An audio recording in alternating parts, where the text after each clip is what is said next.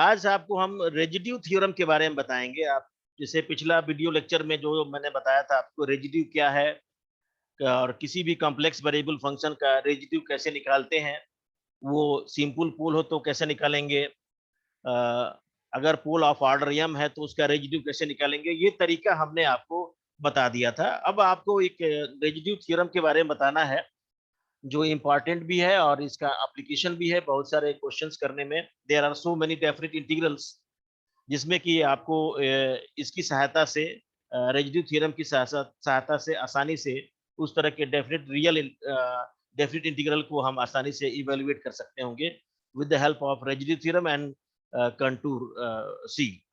तो आइए हम पहले बताते हैं आपको residue theorem. Right here residue theorem.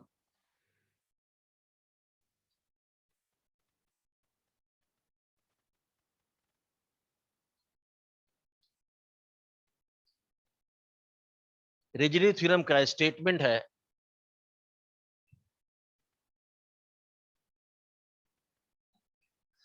इसका स्टेटमेंट लिखें आप। If fz is a single valued function of z,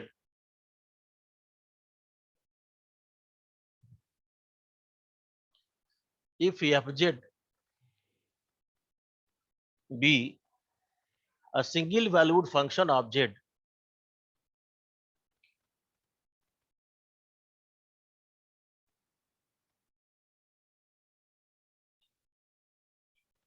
function of z, and analytic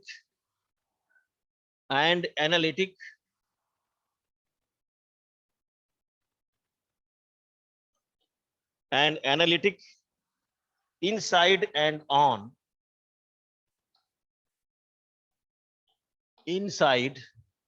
on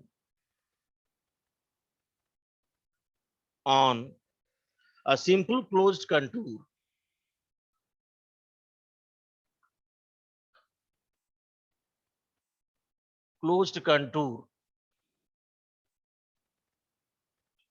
contour C, except at a finite number of poles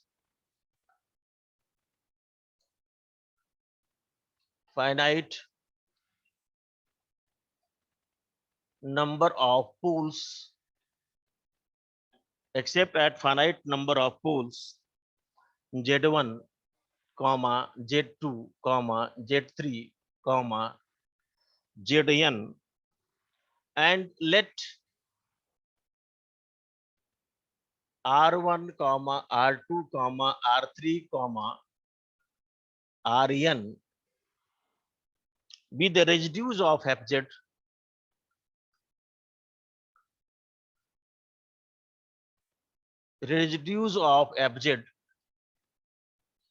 at these poles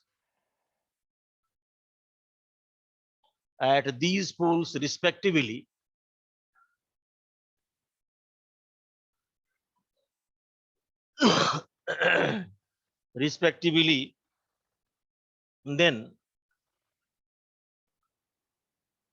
integral C fz dz is equal to 2 pi I into r1 plus r2 plus r3 plus dash dash rn, ये हो जाता है। यानी कि integral C fz dz की value जो है वो आपको इस तरह से आता है। बात समझ में आ रही है? हेलो,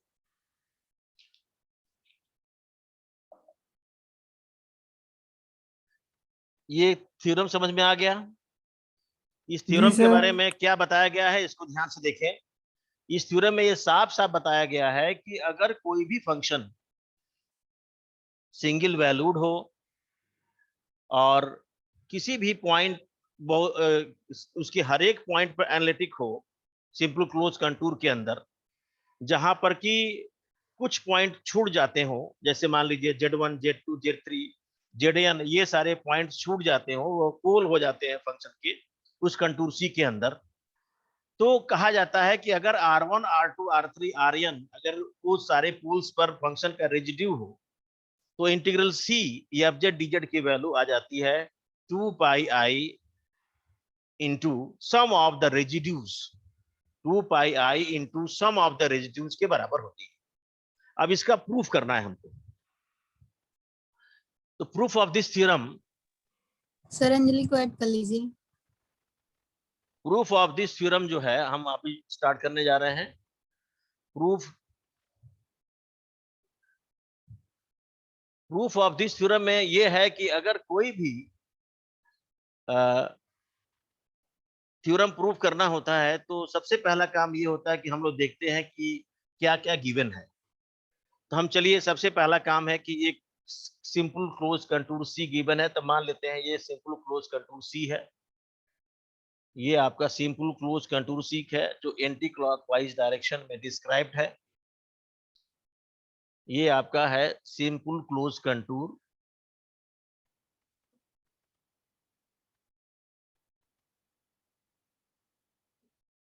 ये सिंपल क्लोज कंटूर सी है। इसके हर एक पॉइंट पर फंक्शन एनालिटिक है, लेकिन कुछ पॉइंट छोड़ करके। वो कौन कौन से पॉइंट्स छोड़ करके एनालिटिक है? मान लीजिए ये पॉइंट आपका कहीं Z1 आता है, कहीं यहाँ पर Z2 आता है, यहाँ पर फंक्शन एनालिटिक नहीं है। कहीं यहाँ पर Z3 आता है, इसी तरह से कहीं यहाँ पर आता होगा Zn, जहाँ पर एनालिटिक नहीं है। इसके अलावा इसके हर एक पॉइंट पर फंक्शन एनालिटिक है।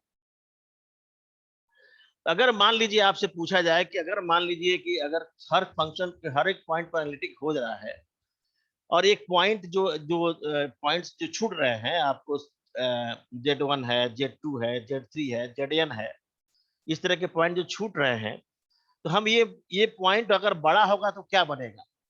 हम मान लेते हैं ये पॉइंट बड़ा हो गया, पॉइंट बड़ा होके एक सर्किल बना दिया, वो नाम है इसका C1, जिसका रेडियस हम मान लेते हैं ये C1 सर्किल बन गया। इसका रेडियस वेरी स्मॉल है। ये भी एक C2 बन गया रेडियस। Z2 जो पॉइंट है वो C2 रेडियस बन गया, इसका भी बहुत ही स्मॉल रेडियस का है। यहाँ एक Z3 है, ये भी एक C3 रेडियस का सर्किल बन गया, मान लीजिए इसका भी रेडियस बहुत स्मॉल है। इसी तरह से यहाँ भी Zn पॉइंट है, एक सर्किल बन गया, ये आपका Cn बन गया। ये हमने मान लिया कि भाई ये सारे के सारे ये सर्किल बन गए, C1 C2 C3 Cn, ये सर्किल बन गए। अब हमको क्या करना होगा, इसके बारे में हमको चर्चा करनी होगी। लेकिन तो ये बातें जो हमने कंस्ट्रक्ट किया इसको लिखना पड़ेगा इसके प्रूफ में। हमारे पास ये गिवन है, given that fz is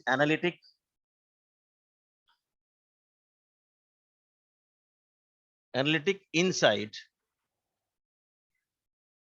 and on a simple closed contour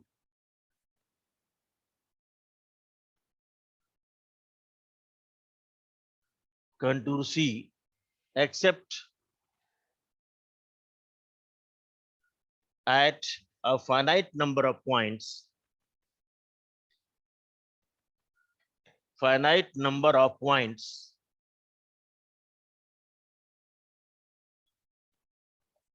points Z1, Z2, Z3 dash dash Zn being the pole of fz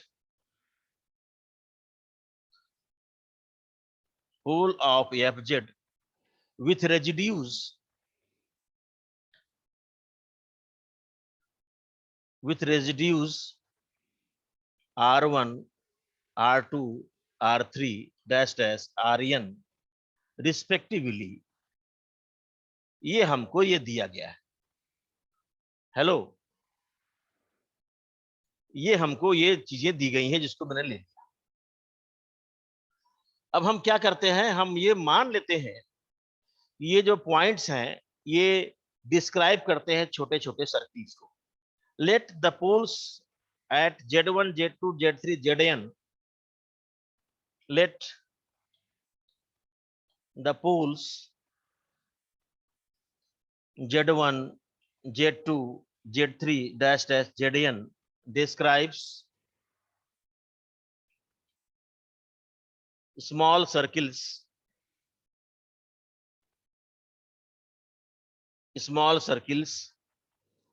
C1, C2, C3 dash dash Cn such that these circles are not overlapping. Circles are not overlapping and lies completely inside C. And lies completely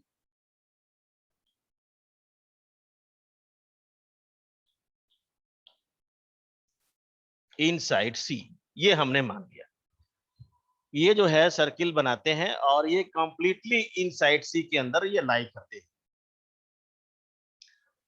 अब इसके बाद से हम चलते हैं, आगे बढ़ते हैं। तो इसमें हम ये जो होगा ये now the region of C bounded by these circles are multi character region. यहाँ पर मैं आगे बिठा रहा हूं, बिठा दे इसको। हेलो हेलो, मिटा दे इसको। हेलो जी सर। अब जो ये सर्किल बन रहे हैं, ये सर्किल की वजह से जो रीजन है वो मल्टी कनेक्टेड रीजन हो गया। Now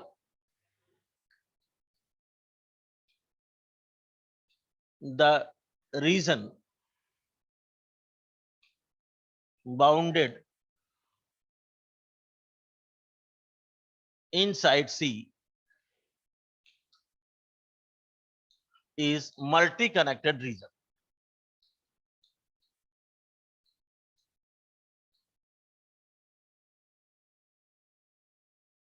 So we can convert C into simple connected region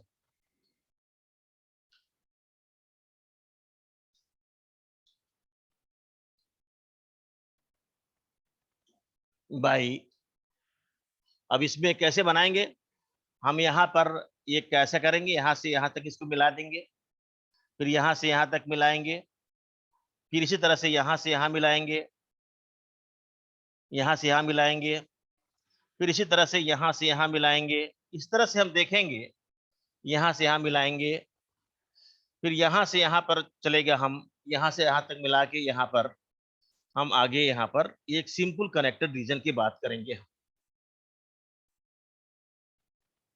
ऐसे चलेगा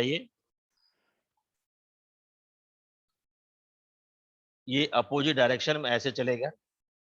इस तरह से हम मिलाएंगे, इसके बीच में बहुत सारे पॉइंट्स हैं, तो ये मिलाने पर ये सिंपल कनेक्टेड रीजन बन जाएगा। ये सिंपल कनेक्टेड रीजन बन गया। जब ये सिंपल कनेक्टेड रीजन बन गया तो कॉची थ्योरम जो है वो आपका इस्तेमाल हो सकता है। Then by Cauchy's theorem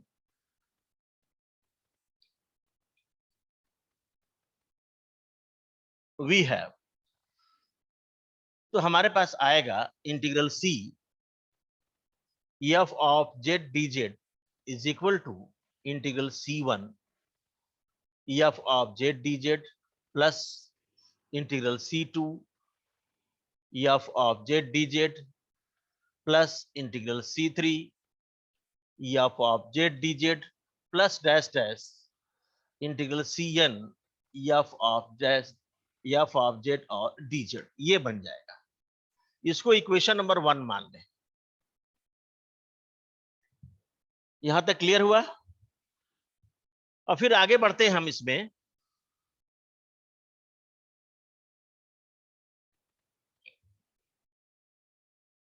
It is given that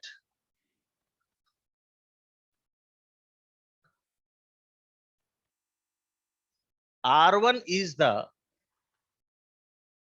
residue of Fz at the pole Z1 which describes C1,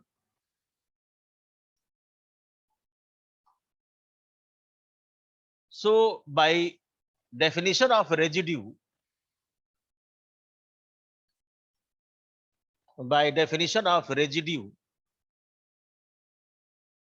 of FZ, we have integral C1 f of Z dz is equal to 2 pi I into R1. Hello, ये मैंने आपको residue के definition बताया था। Integral Yes, sir. C1 FZ dz के माना जाएगा 2 pi I into R1। इसी तरह से आपका बताइए कि R2 क्या है? हेलो, R2 क्या है? R2 भी आपका रेजिड्यू ऑफ FZ है, एट पोल Z2 है। Z2. तो Yes, ये sir. Which आपका describes C2. C2, तो उस हिसाब से डेफिनेशन लगाएंगे तो वो जाएगा इंटीग्रल C2 FZ dz बराबर 2 pi I into R2। यहां लिखने जा रहे हैं हम कि सिमिलरली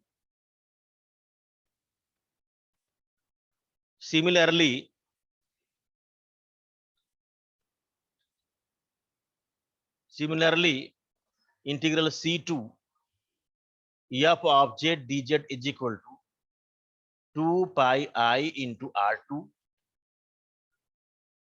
इंटीग्रल C2 हो गया, integral C3 f Z dz is equal to 2 pi I into R3 and so on। और integral Cn f Z dz is equal to 2 pi I into Rn, ये हो जाएगा,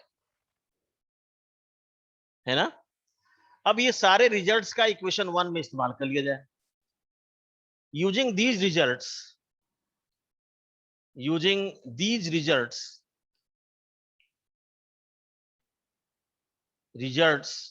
in equation 1, we get, using these results in equation 1 we get, ये आएगा integral C of Z dz is equal to, ये आ जाएगा 2 pi I R1 plus 2 pi I R2 plus 2 pi I R3 plus dash dash 2 pi I Rn। और इसमें से 2 पाई बाहर निकाल लेंगे, 2 पाई I, ये हो जाएगा R1 plus R2 plus R3 plus dash dash Rn, hence proved. यही दिखाना था। Hello hello, Yes, sir. Yes, sir.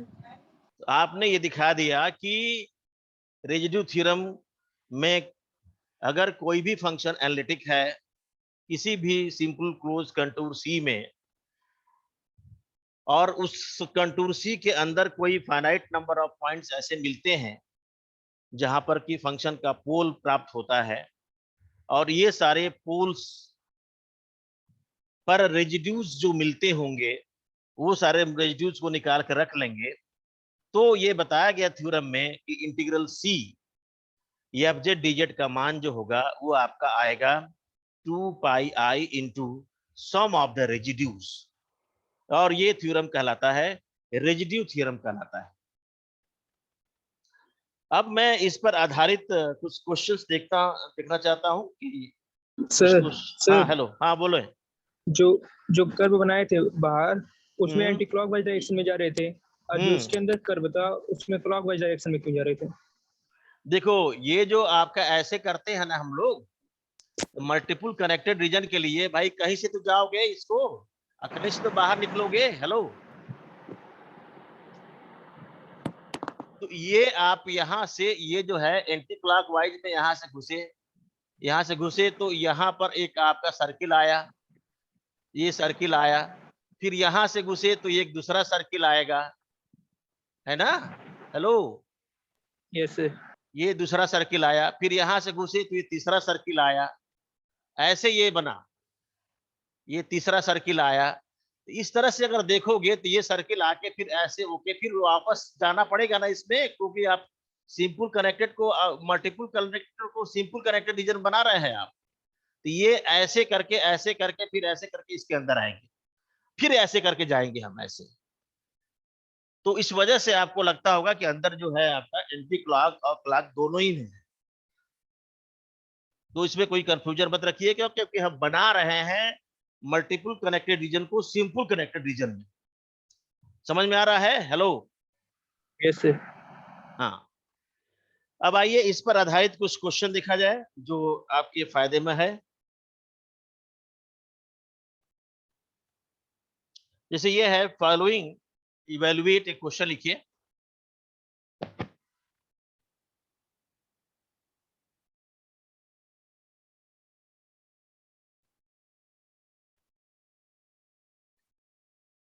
Evaluate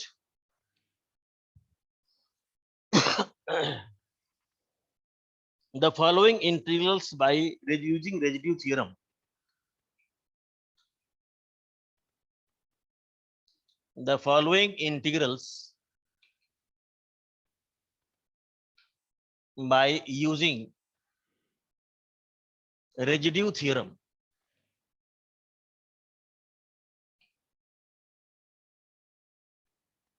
इसमें पहला है F Z is equal integral C1 plus Z upon Z into 2 minus z dz. dz where C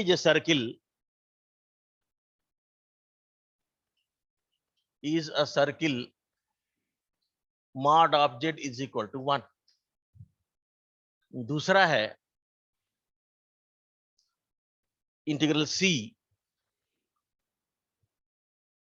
4 minus 3z upon z into z minus 1 z minus 2 dz where C is a circle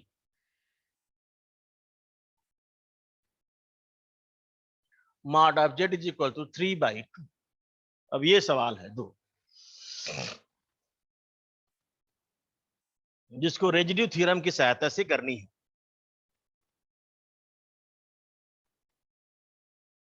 इसका जो पहला है,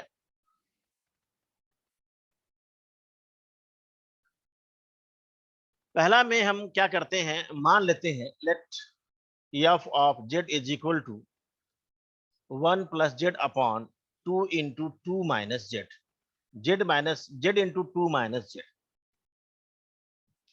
इसका हम निकालते हैं pole. Then pole of fz is, poles of fz are z is equal to 0 and z is equal to 2। ये सारे के सारे सिंपल पोल्स होंगे। अब इसमें देखेंगे कि कौन सा पोल जो है इसके अंदर लाई करता है। कंटूर किस, यानी सी सर्किल दिया गया है here,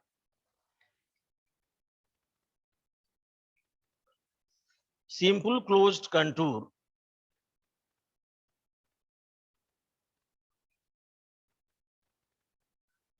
C is a circle, mod of z is equal to 1. It is clear that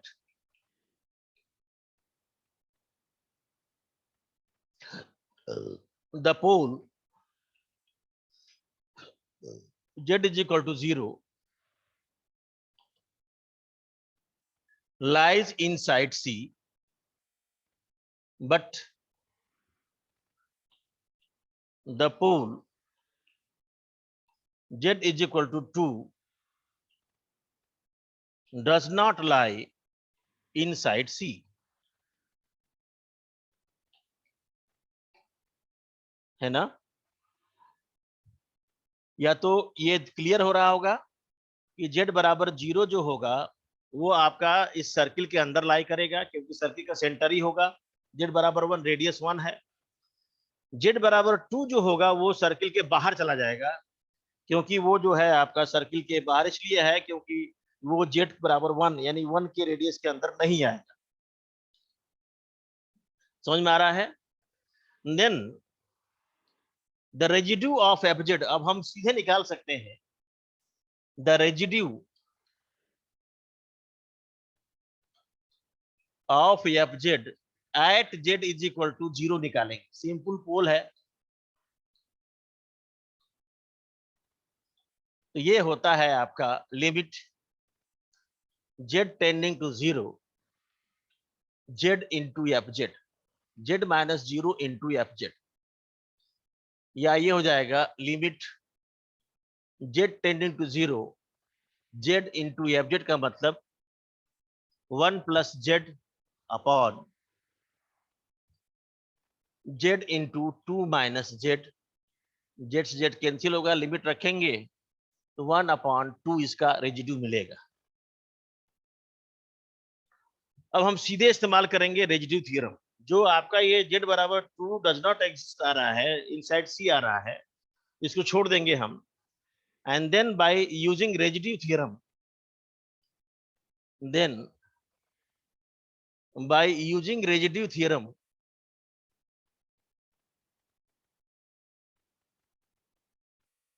integral c f of z dz बराबर होता है 2 pi i into sum of residue. तो यहाँ पर एक ही रेजिड्यू मिल रहा है इसलिए 1/2, यानी कि ये मिलेगा integral c 1 plus z upon z into 2 minus z dz की वैल्यू आएगी 2 पाई i, यही इसका आंसर होगा।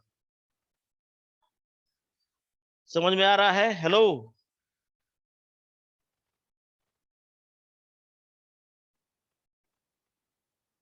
समझ में आ रहा है सबको? Yes sir. इसी तरह से दूसरा जो निकालेंगे हम, दूसरा भी हम निकालते हैं इसी तरह से।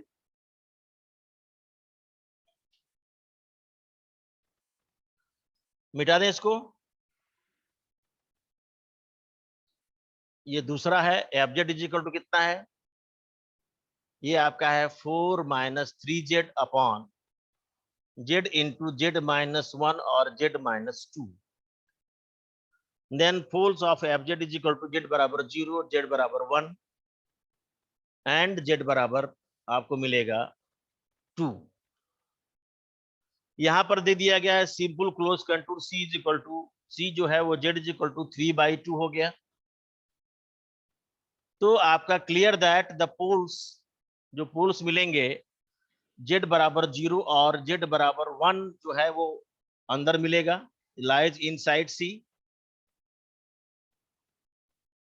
Lies inside c, but z is equal to 2 जो है वो आउटसाइड c लाई करेगा, क्योंकि आप अगर बनाएंगे, आप सर्किल बनाएंगे, एक सर्किल c का आपको बनाएंगे, यहाँ पर मान लीजिए z बराबर 0 सेंटर है इसका, और ये आपका रेडियस बनेगा 1.5, यहाँ भी बनेगा -1.5, ऊपर ही बनेगा 1.5, नीचे ही बनेगा 1.5, और 2 कहीं यहाँ बाहर आ जाएगा।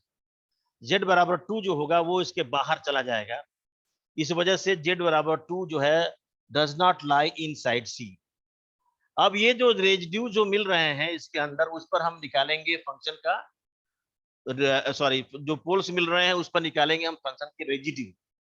यहाँ जो मिलेगा आपका, यहाँ पर फंक्शन चेंज हो जाएगा, सेम फार्मूला रहेगा, z इंटू यहाँ fz की वैल्यू आएगी 4 minus 3z upon z into z minus 1 और z माइनस 2, ये z से z कैंसिल हो जाएगा, z बराबर 0 भरेंगे तो ये आ जाएगा -1 और इंटू 2 हो जाएगा, ऊपर हो जाएगा आपका 1, यहाँ निकल जा रहा है आपका, नहीं 4 होगा, तो ये कट कैंसिल होके हो जाएगा 2।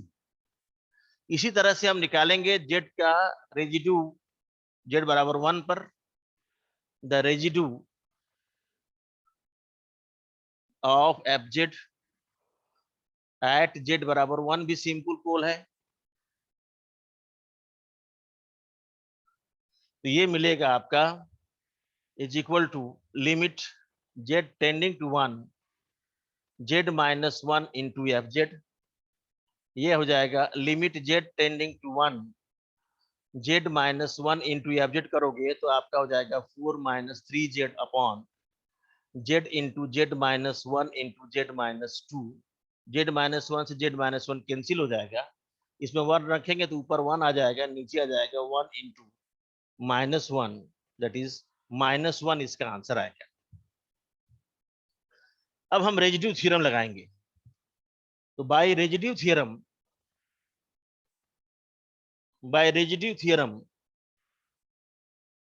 Integral c F z d z की वैल्यू आती है 2 pi i into sum of residues.